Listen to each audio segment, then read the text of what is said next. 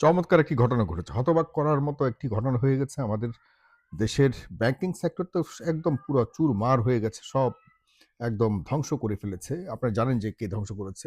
সেই এস আলম এখনো পর্যন্ত ব্যাংকগুলোর আ সর্বোচ্চ পর্যায়ে যে নিয়ন্ত্রণের বিষয়টা রয়েছে, এটি এখনো পর্যন্ত এস আলমের নিয়ন্ত্রণে রয়েছে। আজকে ইসলামী ব্যাংকের চেয়ারম্যান নিযুক্ত করার বা নিয়োগ দেওয়ার মাধ্যমে এটি আবারও চূড়ান্তভাবে প্রমাণিত হয়েছে। দেখুন, বর্তমান যে চেয়ারম্যানকে নিয়োগ দেওয়া হয়েছে তিনি ডেপুটি গভর্নর ছিলেন বাংলাদেশ ব্যাংকের।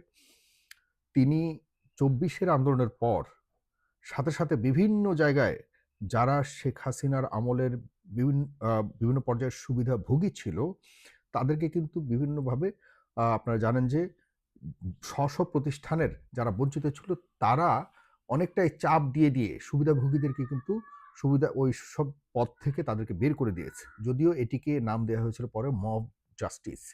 ঠিক একইভাবে এই জনাব খুরশীদ আলমকেও কিন্তু আপনার ২০২৪ এর আগস্টের ৫ তারিখের পর তাকেও কিন্তু ডেপুটি গভর্নরের পদ থেকে বের করে দেওয়া হয়।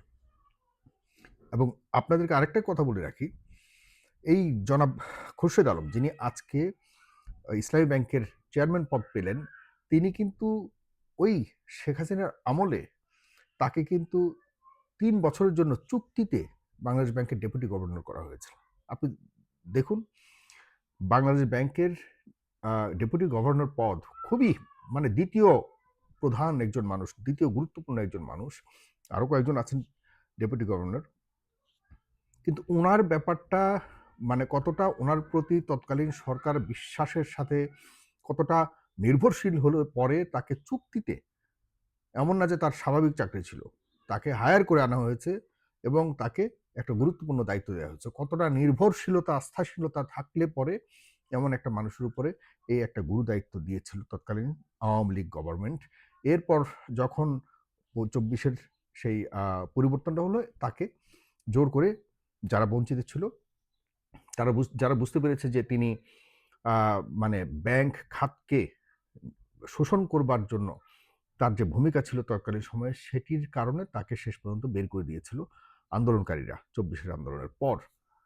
এখন আজকে ২৪ মে ২০২৬ আমাদের বিএনপি সরকার আছে। বিএনপি সরকারের অধীনে বাংলাদেশ ব্যাংকের গভর্নর, বাংলাদেশ ব্যাংক সেই খুরশীদ আলমকে, যাকে আ দায়িত্ব থেকে সরিয়ে দেয়া হয়েছিল জোর করে আন্দোলনকারীরা, সেই খুরশীদ আলম এখন বর্তমানে ইসলামী ব্যাংকের চেয়ারম্যান পদে নিয়োগ পেয়েছেন।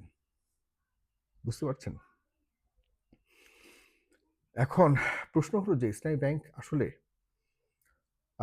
ব্যাংকের কিছু হলে আমাদের কি যায় আসে? ইসলামী ব্যাংক আ তো আ সরকার দেখবে, বাংলাদেশ ব্যাংক দেখবে। ব্যাপারটা এরকম ভাবলে আপনারা ভুল করবেন বন্ধুরা। ব্যাংক কখনোই কারো ব্যক্তিগত সম্পদ নয়।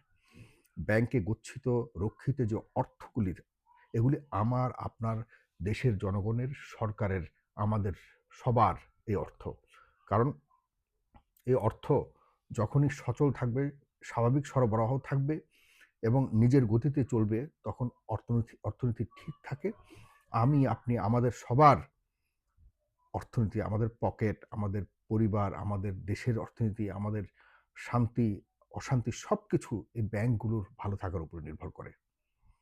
মানে একটা স্বাভাবিক যুক্তি, যেই লোকটা আওয়ামী আমলে ৩ বছরের জন্য কন্ট্রাক্টে তাকে নিয়োগ দেওয়া হয়েছিল, এখন তাকে বাংলাদেশের না বিশ্বের সাউথ এশিয়ার সর্বশ্রেষ্ঠ ব্যাংকগুলির মধ্যে একটি অন্যতম ব্যাংক বাংলাদেশের ইসলামী ব্যাংক, একমাত্র ব্যাংক বাংলাদেশের ইসলামী ব্যাংক, যে ব্যাংকটির ওই পর্যায়ে অবস্থান ছিল, সে ব্যাংকটিকে একদম চুরি করে, ডাকাতি করে লন্ডভন্ড করে দিয়েছে। এটিকে কোথায় একজন ভালো অর্থনীতিবিদের হাতে দিয়ে এটিকে আবারও শিরদাঁড়া করে দাঁড়াবার মতো করে বা সুযোগ করবে অথবা পরিকল্পনা করবে তা না করে এমন একজনের কাছে দিয়েছে যার অলরেডি বিগত সময়ে তার বিতর্কিত ভূমিকা ছিল। কেন রে ভাই?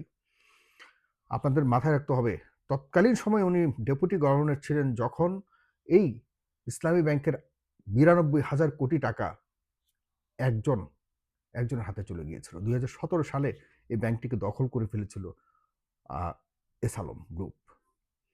তাদের অনেক কাহিনী। আরেকটি কথা বলে রাখি আপনাদেরকে। দেখুন এস আলম গ্রুপের সাথে বা এস আলমের সাথে যারা এই ইসলামী ব্যাংক থেকে শুরু করে আরো কয়েকটি ব্যাংককে সরাসরি ডাকাতি করেছিল, এদের কারোই কিছু হয়নি। এস আলমের নাম অনেক বেশি আসছে। নাবিল গ্রুপের কথা বলি, আপনারা অনেকে বলেন নাবিল গ্রুপ নিয়ে আমি কেন কথা বলি না। ভাই, আমার সাথে অনেকের ভালো সম্পর্ক থাকতে পারে, কিন্তু নাবিল গ্রুপের ব্যাপারে এত অভিযোগ উঠেছে, একটা চুলকে বাঁকা করতে পেরেছে? হুম? নাবিল গ্রুপের তো দিব্যি তারা মিডিয়া থেকে শুরু করে আরো অনেক ব্যবসা করতেছে। কেমনে সম্ভব? কিভাবে সম্ভব? কেন তাদের মানে তাদের ব্যাপারে এই পর্যন্ত দুদকের পক্ষ থেকে এই যে তদন্ত চলছে নাবিল গ্রুপের ব্যাপারে বা অন্যান্য যারা রয়েছে ইসলামের সাথে যারা তৎকালীন সময়ে তাদের বিরুদ্ধে বড় বড় অভিযোগ উঠেছিল এবং দুর্নীতি দমন কমিশন এদের বিরুদ্ধে ব্যবস্থাও নিয়েছিল, এদের ব্যাংক ফ্রিজ করেছিল, এদের বিরুদ্ধে বিভিন্ন ধরনের শাস্তিমূলক ব্যবস্থা নেয়ার উদ্যোগ গ্রহণ করা হয়েছিল। এগুলো পরে কি হলো? সব স্বাভাবিক হয়ে গেছে। আমি আপনি কথা যে বলছি, অবাক হচ্ছি, এটা কতটুকু কাজে আসবে আমি জানি না। ইসলামী ব্যাংক আমাদের সবার ব্যাংক। এই ব্যাংককে দেউলিয়া করে মানে কার লাভ হবে? এত বড় একটা প্রতিষ্ঠানকে শেষ করে দিতে চাচ্ছেন? বিএনপি সরকার মাত্র ৩ মাস হলো, আমি ওই সরকারকে পুরো দায় দিতে চাই না। ইন্টারিম গভর্নমেন্ট কি করেছিল? ইন্টারিম গভর্নমেন্টেরও কেউ কিছু করেনি। টাকার কাছে সবগুলি একদম পুরোপুরি বিক্রি হয়ে গেছিল। কিচ্ছু করতে পারেনি এদের। এরা দিব্যি ব্যবসা করেছে, টাকার মাধ্যমে এদের অনেক কিছু আদায় করেছে। আচ্ছা শোনেন, আমি যদি 500 কোটি টাকা নেই, 500 কোটি টাকা নিয়ে নাবিল গ্রুপের জালিয়াতির কথা অনেকগুলি আসছে। তারা এক ব্যাংক থেকে নিয়ে আরেক ব্যাংকের আপনার এই কি বলে এটাকে, অর্থের যে দিতে হয়, আপনার একটা পেমেন্ট করতে হয়, সেই পেমেন্ট তারা এক ব্যাংক থেকে আরেক ব্যাংকে দিচ্ছে লোন নেওয়ার জন্য। আমি জানিও না কখনো এরকম বড় কোনো লোনের কথা চিন্তা তো করতে পারি না। যে প্রসেস যে ফলো করছে, এই প্রসেসগুলি সম্পূর্ণভাবে নিজেদের পরিকল্পনার অংশ ছিল। কি করতে পারছে বলেন? এখনো কিছু করতে পারছে? সুতরাং ব্যাংকটা, আমি মনে করি এই ব্যাংকগুলো কে যারা ভালোবাসতে পারে, ভালোবেসে এটাকে যারা এগিয়ে নিতে পারবে, যাদের দ্বারা এই ব্যাংকগুলো তৈরি হয়েছে, ব্যাংকগুলোকে যারা কষ্ট করে সামনে এগিয়ে নিয়েছে, তাদেরকে আবারও ডাকুন।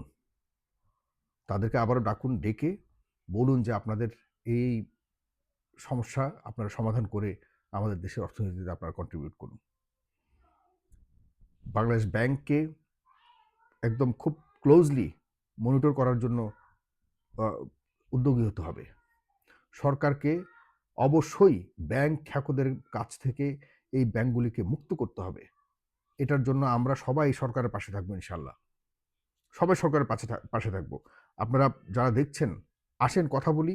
কারণ এই ধরনের বিষয়টার পেছনে আমি নিশ্চিতভাবে বলতে পারি তারেক রহমান সাহেব জানেন না। উনি জানলে কখনোই এইভাবে ছেড়ে দিতেন না।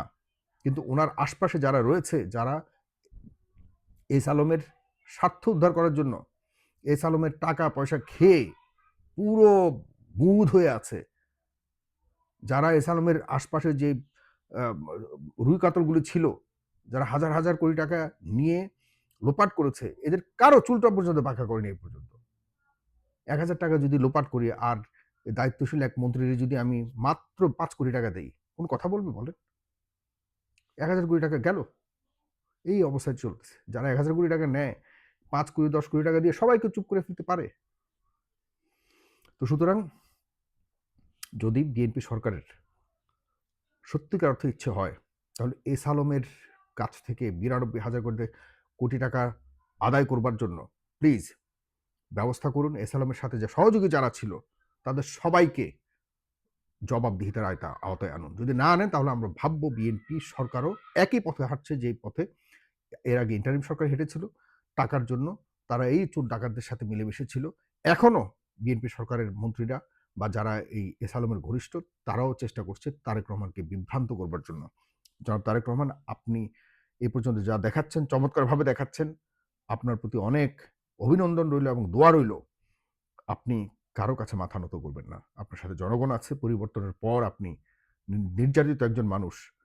আপনি কারো কাছে মাথা নোয়ানোর প্রয়োজন হবে না। সুতরাং এদেরকে নিয়ন্ত্রণ করুন। ধন্যবাদ আপনাকে। সালাম।